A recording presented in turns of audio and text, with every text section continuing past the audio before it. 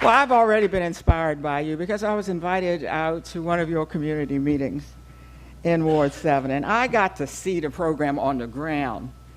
There you saw all of the public and private partners in one room, and that is what we do not see. We hear about partners, and we know they're with us, but I'll be darned if they weren't all there, loaded with parents. The federal officials were there, sundry city officials, schools from the neighborhood. It looked as though Ward 7 had gathered that evening in that place. And that, of course, is what Educare is all about. I am tremendously proud of what you're doing. What you're doing is part of the larger Promises program, a vision of the president, and a vision that we're trying to keep intact. As I speak, when they are taking literally food out of the mouths of babes in the Congress, and we're now about to go into another 3-week CR. We are trying, this is tremendously inspiring for me, that in the midst of all of that, here in Ward 7, you are building and building in the midst of a slow recovery. It makes this community, Educare, as part of an elite of programs. The federal part of this, and there's a great deal of federal money that is supposed to come and already has come to the Promise program here. You have to understand that that was competitive. Nobody came in and said, you know, let's find ourselves a community in this or that city. This initiative started here with an application from here. Then you had to compete throughout the program. So we know we are dealing with the best. Nobody took pity on Ward 7. You all did it with an extraordinary, in an extraordinary competition. And what you do is going to be very important, because the Congress, which is responsible for a lot of money that's supposed to come with this ultimately, is going to be looking around to see, well, what does this mean? They're going to look right here. And from what I have seen, I am not in the least bit worried. Look, I want to break down for a moment this notion about early learning. You know, I don't want that to become a cliche. What is happening here is an investment in the first 5 years of a child's life. Now, almost all of you are who you are because of those first 5 years. I do not mean to say that if you get to be 10 or 20, you cannot catch up.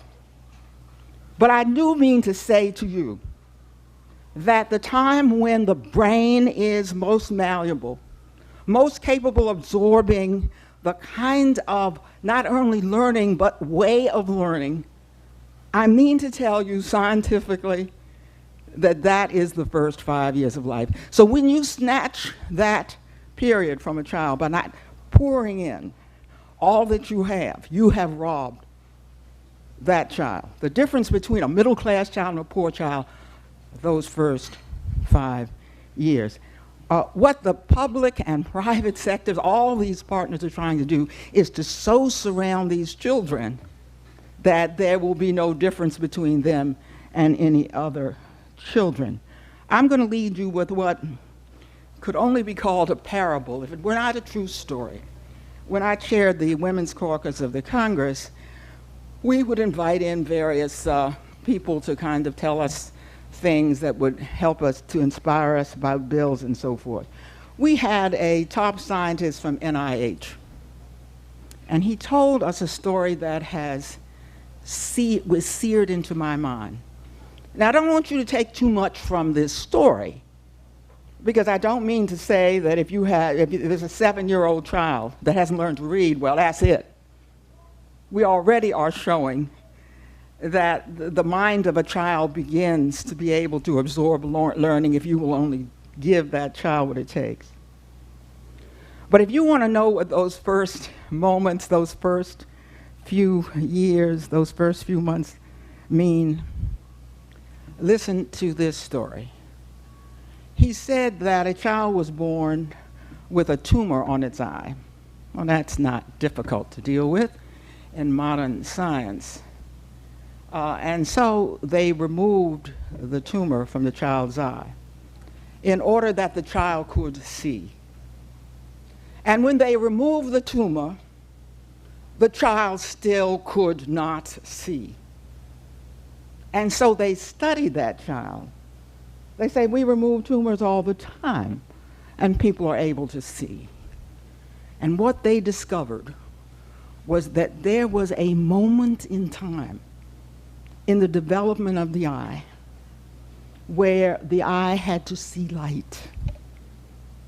And that child had passed that moment in time when the eye had to see light in order to apparently wake up some parts of the organism. And so, despite all that medical science could do, this child could not see. Early learning is not a word, it's not another one of those preschool cliches, my friends. Early learning is the life of these children. It's the life we owe them for their entrance into the world. It is the life these children are due, and when people see what Ward 7 and its multiplicity of partners do in surrounding these children, they will run to try to do the same thing in every school district in the United States. Thanks for being the example for the United States of America.